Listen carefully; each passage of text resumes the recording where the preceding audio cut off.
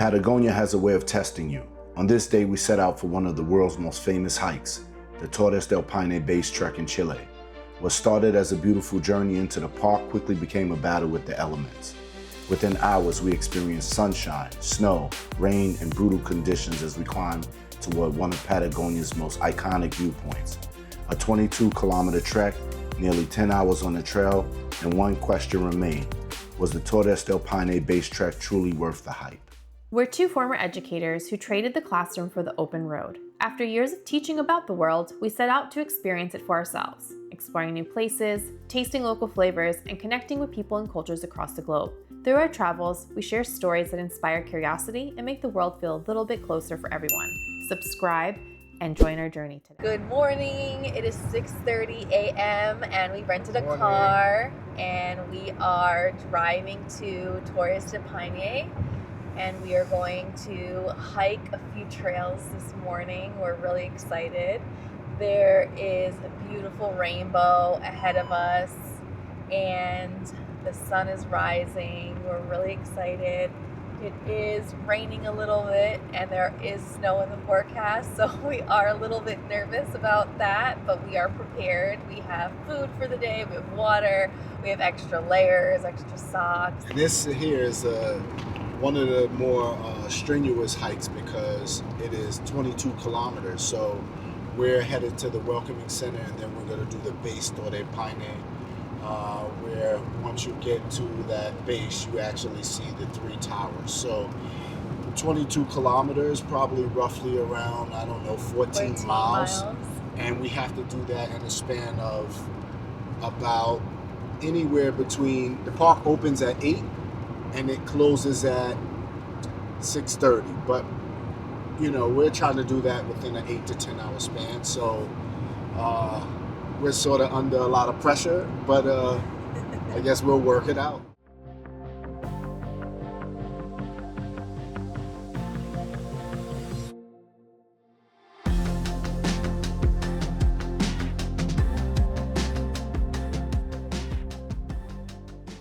We just got to the Welcome Center and we are going to check in and get a map and start our trek for today.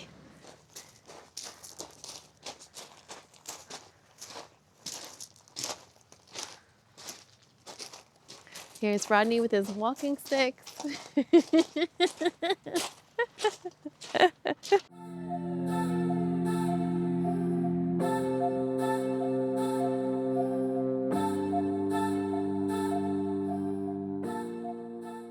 So we just reached mile 1 of our trek, and right now we are on the trail with the orange markers. And throughout this 1 mile so far, we've seen rivers and we've walked over some little wooden bridges and things like that. So far, the weather was freezing to start.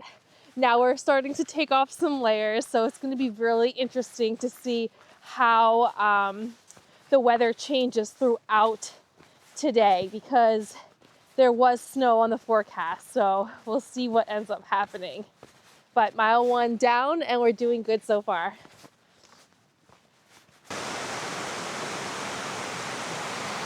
Capacity 2 people. All right, you go first.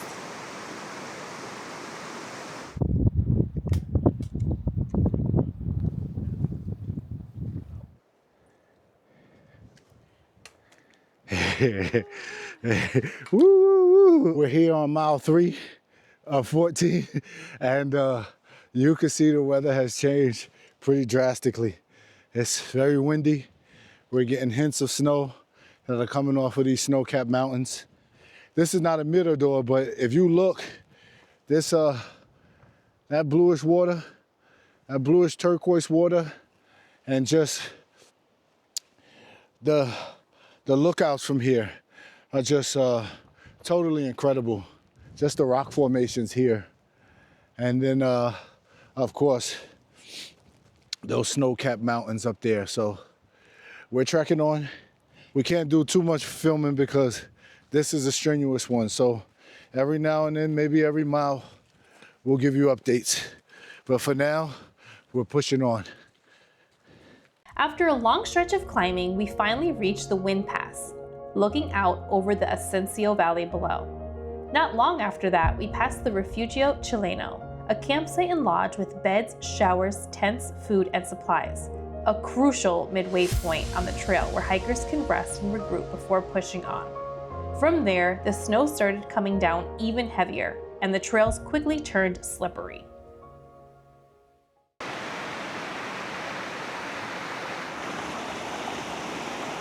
you catching me? You catching me in my vulnerable moment? Here, the elevation really started to hit us as the trail turned into a steady uphill climb. In the last mile, we gained about 400 meters of elevation, with high steps and careful footing. The path became nothing but rocks and massive boulders, making every step intentional. We've made it here to the base of Torres del Paine, and as you can see, it's snowing, so we're not really able to see the three towers. We're trying to wait to see if the wind blows by and maybe we'll get a glimpse of it. But again, it was a treacherous 7 miles, especially through ice and snow and rocks and unpaved trails. So we're here though. We're here, and we conquered it. I did my best. Amy did her best, and we're gonna head back. We'll wait another few minutes to see if it clears up, and maybe we'll get a chance to see them. I could see them coming in the distance a little bit, but if they don't show in the next 5 minutes, we gotta head back. So we did it. Now we're headed back. So 7 miles there, 7 miles back. How's it going? Hola. So about 11 kilometers one way and 11 kilometers the other way. And as you can see, it was snowing earlier, but it cleared up a little bit, and we get an opportunity to see some of the snow-capped mountains here in the park. So it's been really a brutal walk, so to speak, when you have to follow behind people, and it's snow and it's ice, and these trails have all of these rocks here. So we're gonna take it slow on our way back, and then we have a 2-hour drive back to Puerto Natales. So pretty long day for us, but we're pushing through.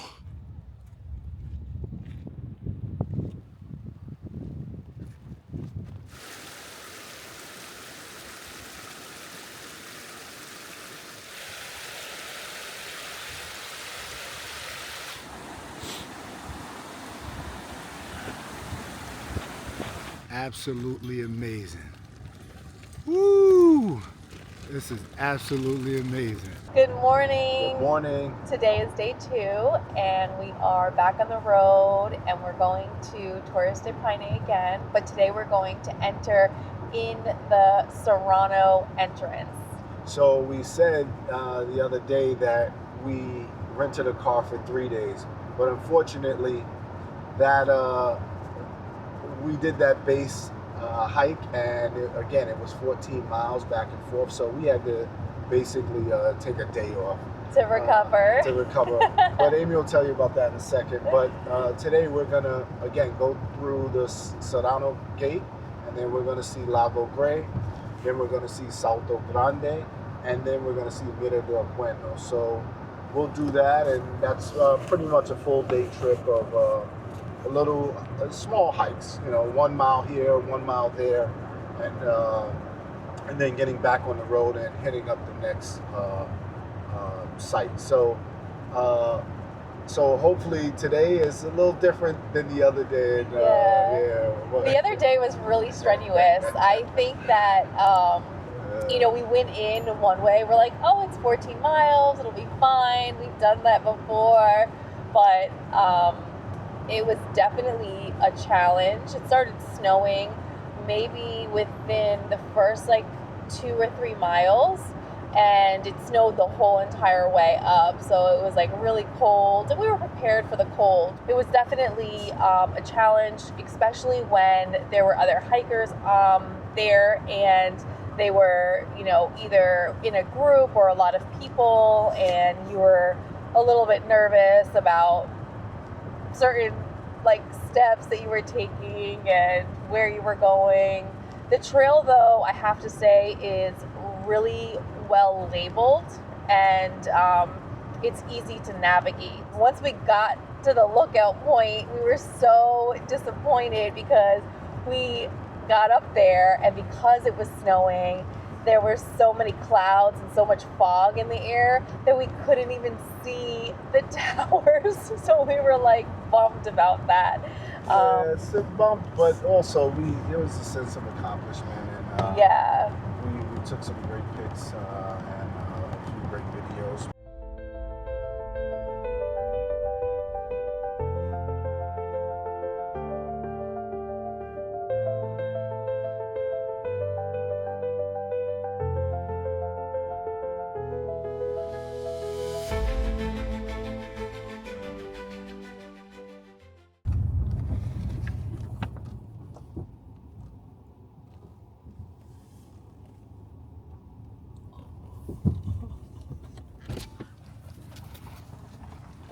he literally was like, "Oh, I'm not gonna move, and I will take this out of your way for you. Just give me 1 second."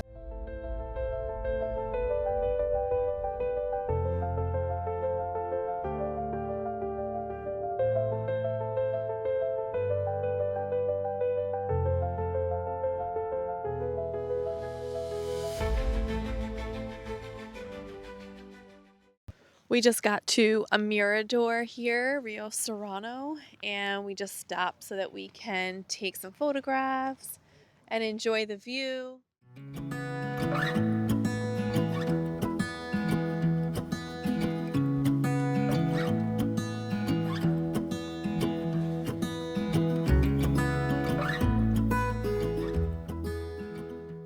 So we got to the Serrano entrance point. We checked in there. We spoke to a ranger. They gave us directions. We drove to near Hotel Lago. We went a little bit further, and right here is the trailhead where we're going to see this lookout point, which is near the playa. So we're going to cross over this bridge now, and we're going to walk about a mile there and a mile back. And then once we get back, we're going to go to the other side to see another lookout point.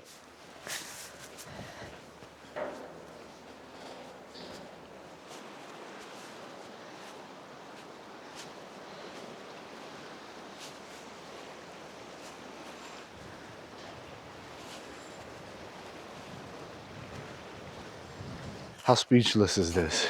I think the closer up we get, the more defined they are. Look Yeah. how cool that is. Yeah. It looks like a warped spaceship or something like that. I mean, just to see these icebergs up close, Yeah.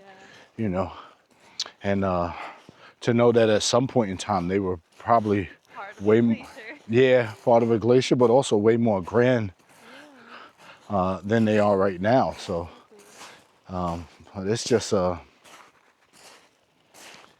again, I'm left speechless. Yeah, I'm talking, but I'm not really saying anything because I love this. But I ain't saying nothing. I love this.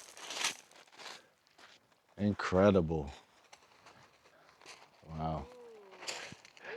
What's it? It's cold? Yeah, you can't do it. You can't do it. Wait a minute.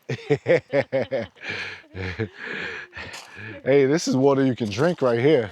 This is glacier water. Yeah. No, you want me to take a sip of that? No. Yeah. Incredible, right? Down for the count. Yeah.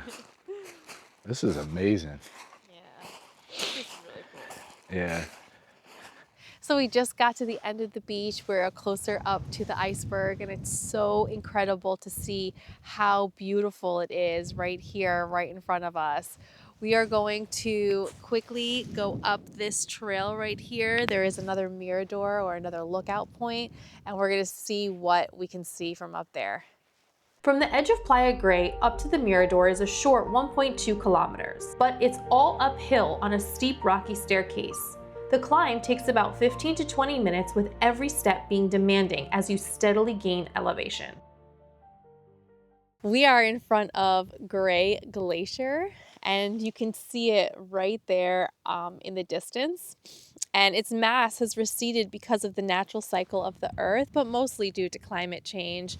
And as we were walking on the beach, we saw some icebergs or drift ices that have fallen off of that big glacier that you can see right in front of us. So it's actually really cool to see how expansive this area is right now. And the waters are just so blue and it's like glistening with the sun. It's really cool. There's like an information thing right here that kind of gives a little bit more detail about certain aspects of this glacier. Glacier Gray is actively calving, where structural stress causes fractures in the ice front. Large blocks detach from the glacier and collapse into the lake, driven by gravity and meltwater erosion at the base.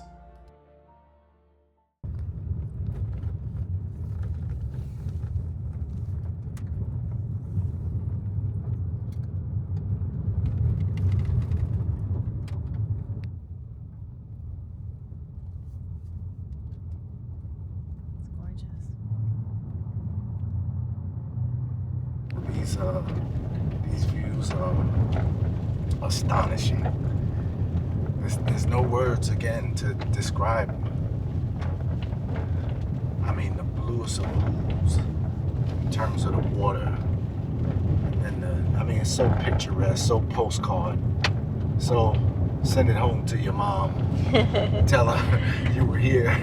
Tell her you made it. Mama, I made it. Like, incredible. Just from the glaciers to the icebergs to the snow-capped mountains to the lakes. Oh, The water is just so blue. It's like, I don't even know if the video can capture how blue the water is.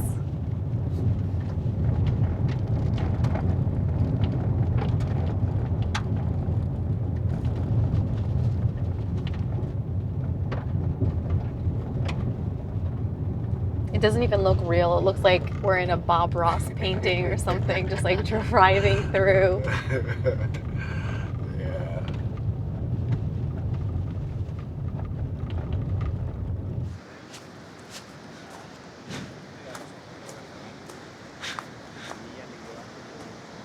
We just got to Salto Grande Waterfall, and you can see it right behind me. It is so powerful, and there's this beautiful rainbow that we can see right now.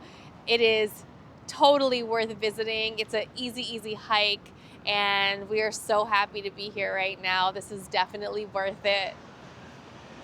So we just walked a little bit further up here, and you can see how powerful the water is right here, and the backdrop, I mean, wow. We are debating whether or not to take this hike up this way right here. So we're gonna discuss, figure it out, and we'll let you guys know what we decide.